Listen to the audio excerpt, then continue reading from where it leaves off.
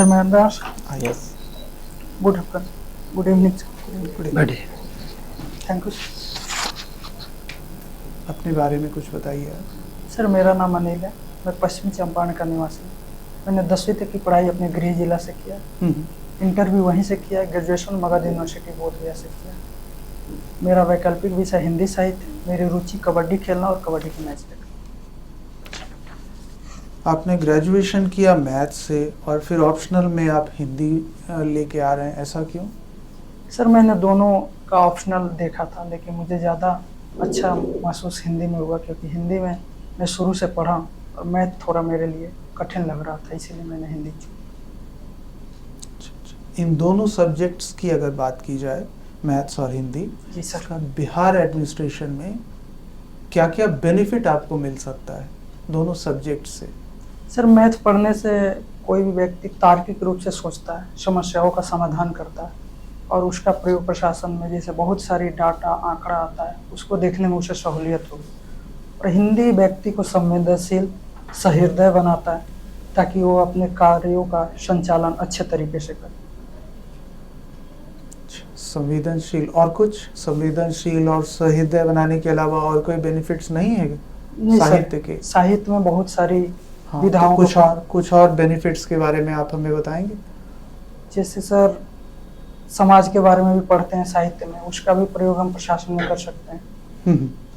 बहुत सारी आदिकाल की या भक्ति काल की ये सब घटनाओं का भी जिक्र है, उसका भी कहीं ना कहीं अच्छाई हम लेके प्रशासन में प्रयोग कर सकते हैं। मैथ्स के कुछ ब्रांचेस होते हैं, आप मुझे बता सकते हैं अलग अलग ब्रांचेस के क्या क्या यूज आप कर पाएंगे? सॉरी सर, ध्यान नहीं। आपने मेरा क्वेश्चन समझा?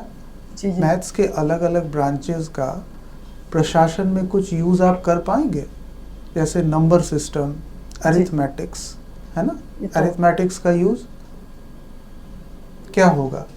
ध्यान नहीं आ पा रहा सर। आप नहीं सोच पा रहे हैं? नहीं सर। ठीक है। बिहार से मैथमेटिक्स में क्या क्या योगदान दिया गया है व्यक्तित्व के रूप में सर? हाँ सर आर्यभट्ट ने भी बहुत अच्छा योगदान दिया है। जैसे क्या क्या किया? कौन थे ये? शून्य का खोज में उन्होंने योगदान दिया, पाई के भी खोज में योगदान दिया उन्होंने। और वशिष्ठ नारायण सिंह थे। अच्छा, उन्होंने इनका क्या है? आइंस्टीन के थ्योरी को भी चैलेंज किया था, E=mc², इस थ्योरी को सर। क्या चैलेंज किया था? उनकी थ्योरी एग्जैक्ट मुझे याद नहीं है, लेकिन उन्होंने कुछ उसमें कमियां बताई थी शायद सर। अच्छा। और सर आनंद कुमार को भी गणितज्ञ ही बोला जाता है, तो उन्होंने भी बहुत अच्छा क्या कंट्रीब्यूशन है उनका? जैसे उन्होंने सुपर 30 के माध्यम से IIT में बच्चों का सिलेक्शन दिलवाने में महत्वपूर्ण भूमिका निभाई। किस तरह के बच्चों का? जैसे गरीब तबके के बच्चे हुए, निःशुल्क बच्चों का एक स्कॉलरशिप के माध्यम से उन्होंने। एक चर्चित फिल्म है देवदास, जी जी, किस उपन्यास पर आधारित है? सॉरी सर, ध्यान नहीं आ पा रहा। तो उसके लेखक का भी नाम आप नहीं जानते होंगे। एक लेखक हुए हैं जिन्हें हिंदी साहित्य में आवारा मसीहा कहा जाता है। जी जी। कौन है? सर शायद नागार्जुन है, कंफर्म मुझे याद नहीं, नागार्जुन शायद। जी सर, घुमंतु लेखक किसको कहा गया है? संत काव्य धारा के कुछ लेखकों को घुमंतु लगे, जैसे कबीर। कौन धारा? संत काव्य धारा भक्ति काल में कबीर हुए, गुरु नानक हुए, इन लोगों को इसको घुमंतु लेखक कहा जाएगा? सर इन्होंने अपनी एक ही आदमी है जिसको कहा गया। सॉरी सर, उनका नाम नहीं है। 2-3 पंक्ति हम बोलेंगे, जी। आपको बताना है कि यह संवाद किसके किसके बीच में हो रहा है। मुझसे मनुष्य जो होते हैं, कंचन का भार न ढोते हैं, पाते हैं सब कुछ लुटाने को, कुछ साथ नहीं ले जाने को। किस बुक का है सर, ये पूछ रहे हैं आप? बिल्कुल बुक का है, किसी के बीच में संवाद हो रहा है, काव्य है, काव्य के अंदर में है, बहुत चर्चित काव्य है, बिहार से रिलेटेड है लेखक। रामधारी सिंह दिनकर की कोई बुक थी होगी। तो किसके हम तो नाम नहीं पूछ रहे हैं उनका, हम पूछ रहे हैं कि किसके किसके बीच में संवाद हो रहा है। रश्मि रति पढ़े हैं? पढ़े नहीं है सर। कुछ जानकारी है उसके संबंध में? नहीं सर। कैसा है काव्य है? कुछ जानकारी नहीं है। नहीं सर। किसका उपन्यास पढ़े हैं? जैसे गोदान मैंने पढ़ा है सर। पूरा पढ़े हैं? पढ़ा है। अंतिम पन्ने पर प्रेमचंद ने समाज की किस कुरीति पर प्रहार किया है? सर उन्होंने गोदान पे ही प्रहार किया है, क्योंकि उस समय उस गोदान का जो कार्यक्रम है उसको हिंदू धर्म में किस प्रक्रिया मतलब कौन सा नाम दिया गया है जिसमें सब तरह का काम होता है? सर कर्मकांड, जो व्यक्ति की मृत्यु के बाद उन्होंने गौ को दान दिया था, उसी पे। कठिन काव्य का प्रेत किसको कहा जाता है? सॉरी सर, ध्यान। कलम का सिपाही किसको कहा गया है? Sorry sir. और प्रेमचंद का कोई किताब पढ़े हैं? जी, पूस की रात पढ़ा हूँ। पूस की रात। जी। अच्छा। अमीरी की कब्र पर जमी हुई गरीबी की घास बड़ी जहरीली होती है, इस किस किताब से लिया गया है?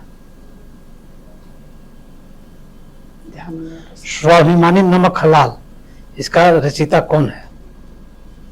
Sorry sir. मैथ आपका जी। ऑप्शनल है, बढ़िया सुनिएगा जो बोलेंगे। बाइनरी नंबर और डेसिमल नंबर दोनों में बेसिक क्या डिफरेंस है? सर बाइनरी नंबर का घातांक 2 होता है। क्या? बाइनरी नंबर का पावर 2 होता है। Power sir. पावर जी। पावर मीन्स जो घातांक होता है, जैसे एक्स स्क्वायर हो गया, एक्स क्यूब हो गया सर। और डिसिमल में सर किसी संख्या को डिवाइड करके डिसिमल में भेजा जाता है सर। आपने जेल सुपरिटेंडेंट का प्रेफरेंस दिया है। जी। जेल में जो कैदी सब बंद रहता है वहां पर कुछ उत्पाद बनाता है जो बाजार में बेचा जाता है, उस उत्पाद को बाजार में बेचने के लिए कौन सा ब्रांड नेम दिया गया है?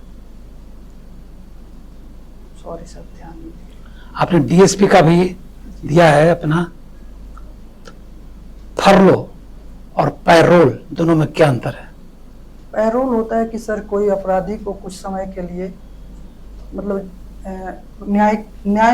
न्यायालय से आदेश लेकर उसको बाहर निकाल, अपराधी मीन्स जिनकी सजा मुकर्रर हो चुकी है सर अच्छा, न्यायालय द्वारा, तो उनको कुछ समय के लिए जरूरत जैसे पड़ती है उनको बाहर पैरोल पे भेजा जाता है। अब बताइए पॉक्सो एक्ट क्या है?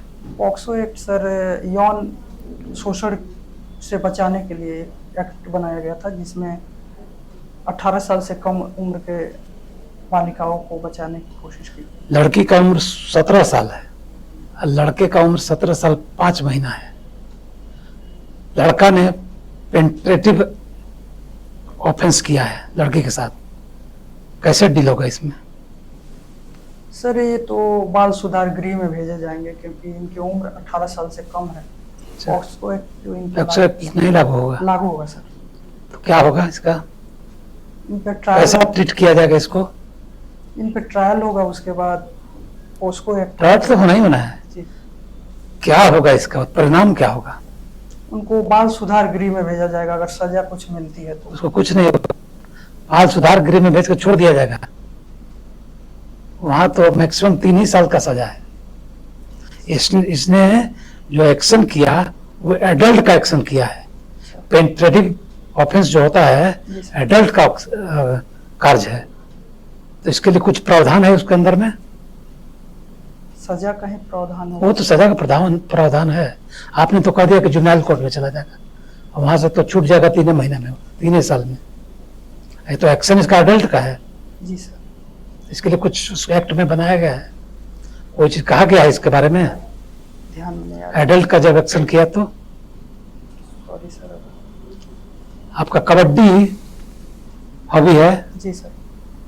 कबड्डी खेल जो लीग होता है इंडिया में, उसमें भाग लेने वाला 5 फॉरेन खिलाड़ी का नाम बताना है। फजल अत्राचारी ईरान ना ये कंट्री के साथ। Fazel Atrachali Iran, Mohammad Shadloui Iran, जॉन कोली दक्षिण कोरिया, मेराज शेख ईरान। यानी ओके। एससीओ के बारे में जानते हैं? जी सर। क्या है एससीओ? एससीओ एक संगठन है सर, जिसकी स्थापना 2001 में हो गई। उसमें चीन के अलावा और मिडिल ईस्ट के कुछ देश हैं। एससीओ की इस बार की बैठक कहाँ हुई थी? भारत में होती सर। इसकी थीम क्या थी? सॉरी सर, थीम में याद। जनगणना और जातीय गणना में क्या अंतर है? जनगणना में सर सभी जातियों का, सभी वर्गों का जनगणना किया जाता है, लेकिन जातीय जनगणना में सर स्पेसिफिक कुछ जातियों का जनगणना की जाती है। तो बिहार में जो जातीय गणना हुई इसमें कुछ केवल स्पेसिफिक जातियों की रिपोर्ट तो जारी नहीं हुआ? सर, तो बिहार में सभी- सभी जातियों का रिपोर्ट जी, जारी जी, किया गया? सभी जातियों की तो जनगणना हुई है। जनगणना सर केंद्र स्तर पे होता है सर। और जातीय गणना? जातीय जनगणना सर कोई राज्य अपना करा बिहार में जातीय जनगणना हुई है, जातीय गणना हुई है? जनगणना हुई है सर। श्योर है आपकी जातीय जनगणना हुई है? ध्यान में नहीं आ रहा है। बिहार की एक ऐसी जनजाति जो अपनी गणना हर 5 साल पे एक बार कर लेती है, कहाँ पाई जाती है और कौन सी जनजाति है? ध्यान में नहीं आ रहा है सर। ठाकुर का कुआं जी, हाल फिलहाल बहुत चर्चित रहा है एक कविता, इसके रचनाकार कौन है? सर मनोज कुमार झा राज्यसभा सांसद हैं सर। उन्होंने, वो रचनाकार हैं ठाकुर का कुआं का? कविता शायद पढ़ा था उन्होंने सर, रचनाकार कौन है? नहीं याद है सर। बाढ़ आने के 2 फायदे और 2 नुकसान बताएं। सर बाढ़ आने से एक तो जलोढ़ मिट्टी मतलब जलोढ़ मिट्टी अधिक मात्रा में आ जाती है, जिसके कारण क्षेत्र उपजाऊ हो जाता है। और दूसरा सर बहुत सारी नहीं आता। नुकसान बताएं। नुकसान तो बहुत सारी है सर, जैसे कृषि संबंधी समस्याएं प्रभावित होती है, प्लस अवसंरचना प्रभावित होती है, रोड प्रभावित होते हैं, बीमारियां बहुत ज़्यादा आती हैं। एशियाड में जी, इस बार भारतीय पुरुषों ने कितने गोल्ड मेडल जीते हैं? पुरुष नहीं याद है सर, पुरुष के रूप में। गोल्ड याद है सर। कबड्डी में क्या मिला था? गोल्ड मेडल या? जी, गोल्ड मेडल। ओके। क्रिकेट देखते हैं? जी, जी, इस बार कौन सा वर्ल्ड कप होने जा रहा है या हो रहा है? जो वर्ल्ड कप, कौन सा वर्ल्ड कप है? संस्करण नहीं याद है सर। वर्ल्ड कप की कुछ खास बातें बताएं, इस बार कुछ खास है वर्ल्ड कप में? ये भारत में हो रही है इस बार। 8 ही टीम, केवल पहली 8 ही टीम भाग ले रही है। उसमें 2 ग्रुप में नहीं बांटा गया है, पहले ग्रुप में बांट दिया जाता था। इस बार जो टॉप 4 टीमें होगी वो सीधे क्वार्टर फाइनल। इसके पहले भारत में नहीं हुई थी कभी वर्ल्ड कप? नहीं, इससे पहले नहीं हुई। कभी नहीं? सॉरी सर, 2011 में हुई थी। Okay, thank you.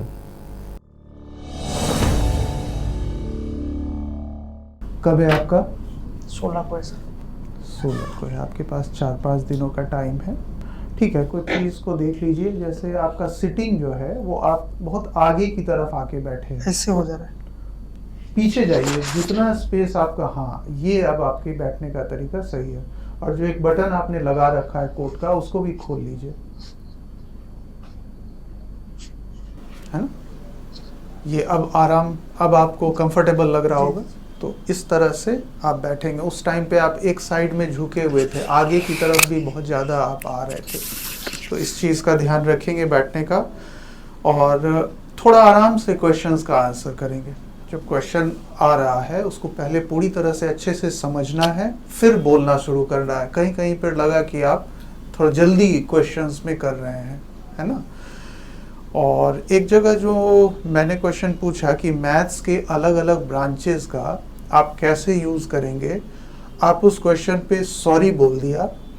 आप ध्यान रखिए, ऐसे क्वेश्चंस पे सॉरी नहीं बोलना है।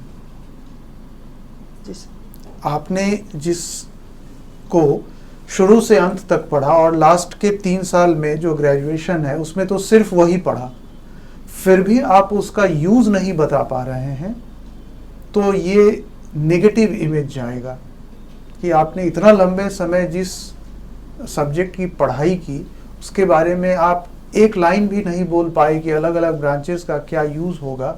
ये नेगेटिव मार्किंग हो जाएगी। अगर कुछ फैक्ट्स वाले क्वेश्चन में अगर आप नहीं बताएंगे तो नेगेटिव मार्किंग नहीं होगी, है ना? या तो आपको याद है या आप भूल गए हैं। लेकिन इसमें तो कुछ याद करने वाली चीज़ ही नहीं है।